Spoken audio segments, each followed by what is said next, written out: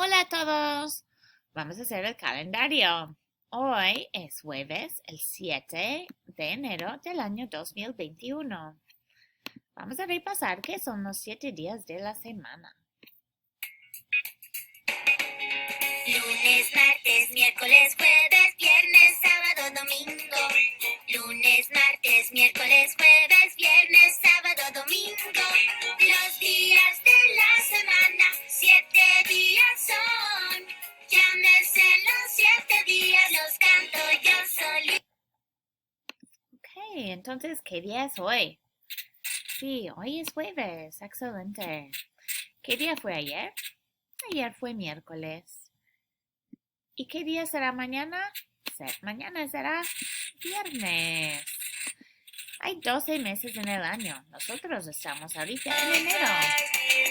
Enero, febrero, marzo, abril, mayo, junio, julio, agosto, septiembre, octubre, noviembre, diciembre.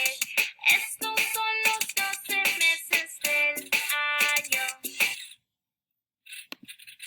Muy bien, hay 4 estaciones del año y ahorita estamos en invierno.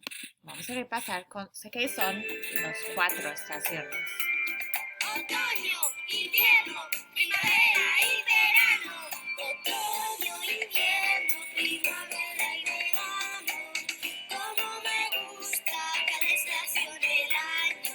Otoño, invierno, primavera y verano. Como me gusta cada estación del año. Ok, hay 4 estaciones.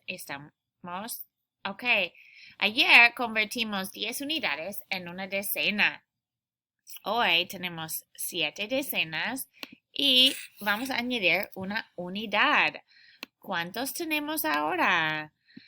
71. Vamos a mover esto acá. Ok, 71 está hecho de 7 decenas y una unidad. Vamos a contar.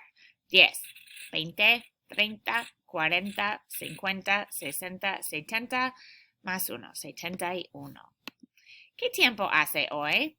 Hoy, el 7 de enero del 2021, hace 17 grados y está parcialmente soleado, parcialmente nublado. Ahora vamos a hacer 71 centavos con las monedas que tenemos aquí. ¿Cómo lo podemos hacer?